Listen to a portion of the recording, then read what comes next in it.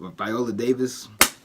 I did this in the trailer reaction. I'm doing it again. You are killing it right now. Like you drove this movie. This movie would be nothing without you. Even though everybody else did a great job acting, you were the driving force of this movie, and I'm just proud of you. Like.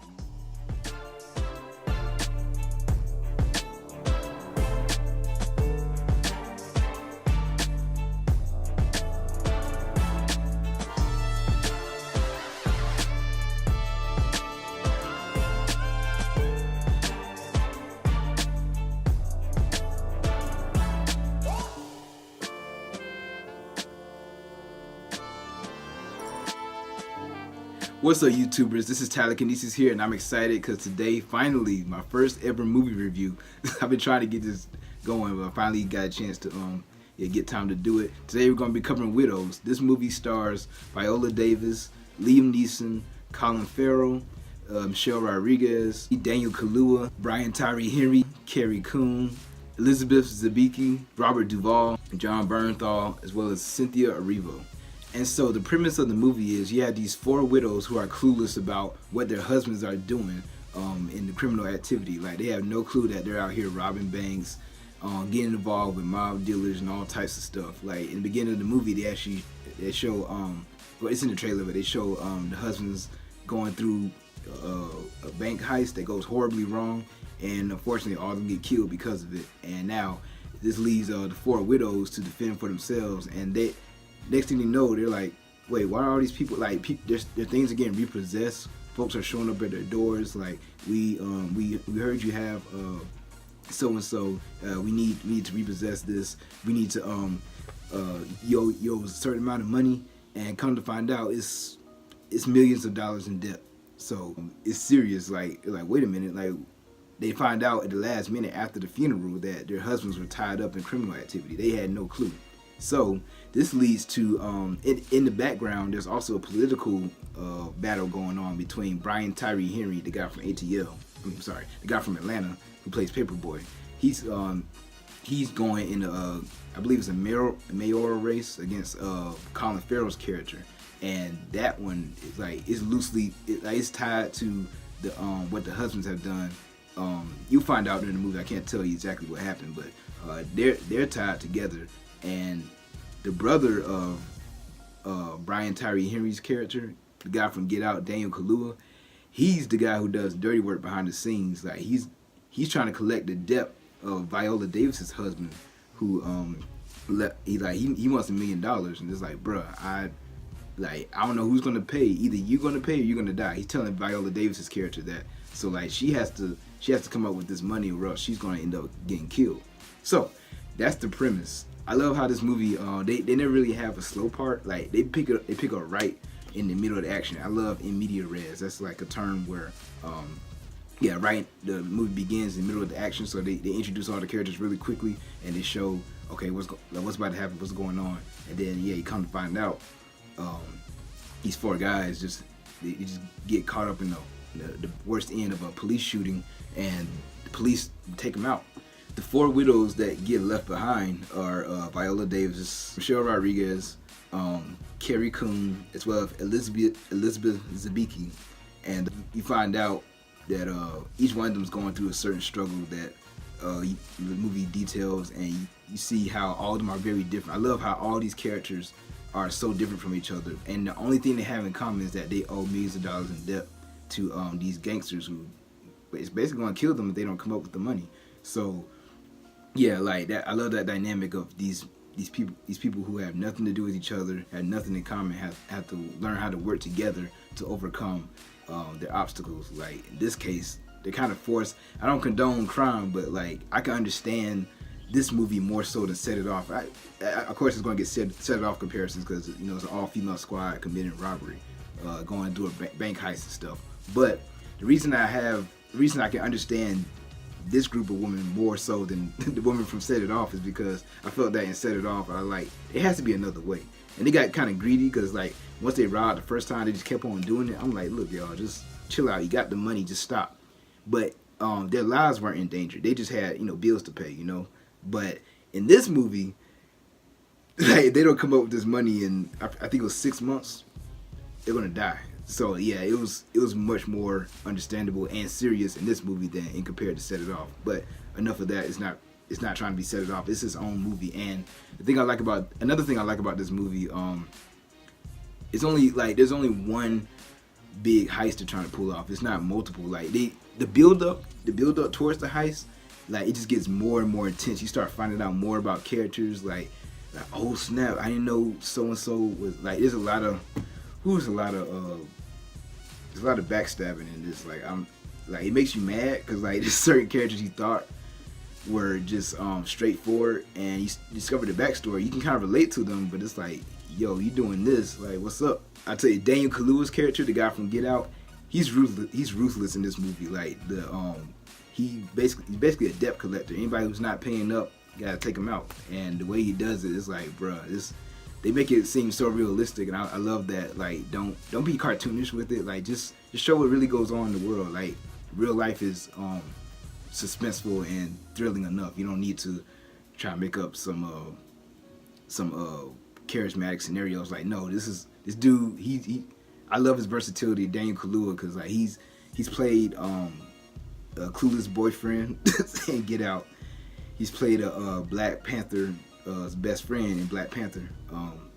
Yeah, he was basically a townsperson running things, but he also had this vendetta against the guy who killed his dad. So he's trying to be civilized, but also has this vendetta. Like, man, like, look, this dude killed my dad. I gotta go get him. And then in this movie, he's playing a mobster. So that's three totally different roles. And his co-star Brian Tyree Henry, I love this guy too.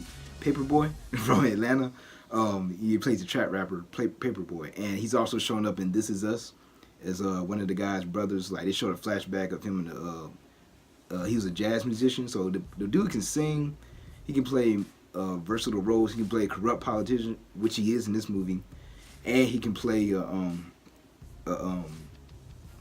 jazz musician, and you play a trap rapper. Like, I love versatile actors, and I love that our black actors are getting more and more roles. And you see the tension between his character and Colin Farrell. Like, Colin Farrell and Brian Tyree Henry. I can't remember the characters' names. I just call out the actors so you can follow it. They have beef in the movie because they're running against each other for the election.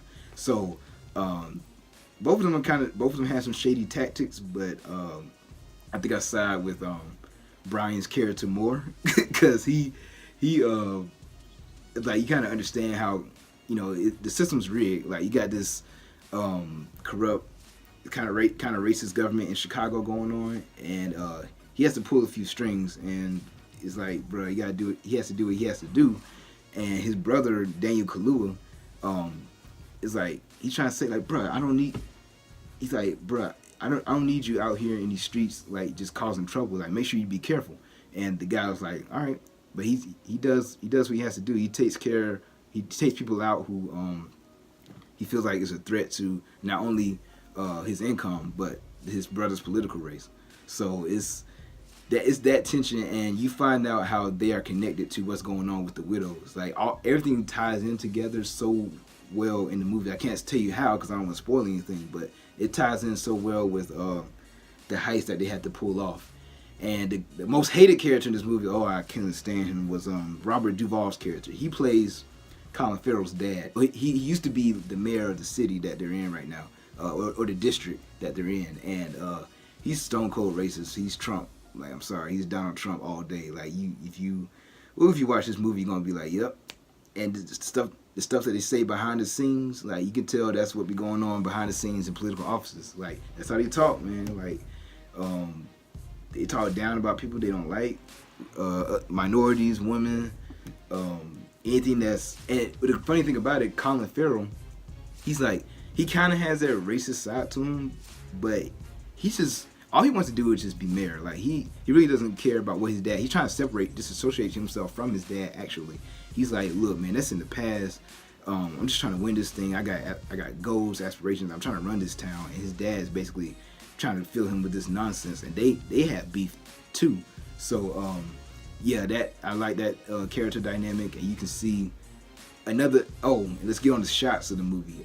Steve McQueen, he's the director of this movie. He directed 12 Years a Slave, so that was a good movie. I'm not gonna watch it again because it's depressing. But he's really good like painting the scene without the characters talking, and he can really paint the scene showing like even if they don't show the characters, like he can basically like he makes you pay attention to the background. Like there's this scene in the movie where you see the dynamics of Chicago. Like the rich and the poor are so close together. Like it's only a few blocks down the road where the governor's the government office and the poor folks district. Like it's so close, and they show a shot where they don't even focus on the characters in the car. They focus on what's going on outside. They show the car driving through multiple blocks, and like literally like 3 minutes later, they're outside. They're out of the hood and now in this rich district with the government office there. I was like, that was a cool shot showing you, like, look, our world is so small, yet we treat it like it's so separate. Like you can have these, you have the rich and the poor so close to each other, but so distant and so like so unrelated. Like they choose not to associate with each other. That's what it is. Like Steve McQueen showed that they just choose not to associate with each other. Mainly the rich against the poor. And it's sad really, but yeah, that I love that shot. And my sister pointed it out because she and I went to the movies together. She pointed it out for me. I was like, oh yeah, that was a cool shot right there. My favorite character in the movie, there's this. Well, first is Viola Davis. Like she runs the whole movie. Honestly, like every scene that she's in, you feel for her. You feel sympathetic towards her. You understand her emotion. You understand her struggle, and you also understand her anger. It's like, man, her. And then you find out later on what happened between she and Liam Neeson. That's her husband in the movie, Liam Neeson. You find out what happened to their son. The situation that they're in, you discover why they're in there, and Steve McQueen, the director, he keeps showing flashbacks of how things go down. And it's like, whoa, that's why they're doing so and so. And I love it when the movie can give explanation to why things are going on. They answer a lot of questions. They still leave some questions unanswered at the end, but they do the main plot points, they get them down packed. Michelle Rodriguez, she did a good job. Oh, finally, I didn't think about that. She finally played a role where she wasn't this "let's go get them guys" type of character. Like she was hesitant, she was fearful in this movie. She was like, yo, I don't know about this. What's going on? Like she was not the first to sign up for this mission that they had to go on to get this money. She was like, no, let's think about this for a second. She owned a shop, and like the people that repossessed her stuff, she was just like, look, I don't want to do this. Like I don't know these people. Like she was hesitant. And but she eventually came around. What's her name? Elizabeth Zabicki. Her character, you find out she's dealing with an abusive situation, and she's trying to get out of that. I really like the character dynamics going on. The other widow, Carrie Coon, she's in and out of the group. They don't really know what's going on with her character. Like why is she so finicky and everything? They get mad at her because she keeps going in and out. Like I don't know if we can deal with her. And then. My second favorite character, Cynthia Erivo. She's actually not one of the widows, but she's the one you see running in the trailer. She's one of the friends. Oh, actually, she's the babysitter of Michelle Rodriguez's kids. So that's how she gets connected, and you find out why she's doing what she's doing. I won't give away the motive, but you find out why she's doing, why she's actually a part of the group.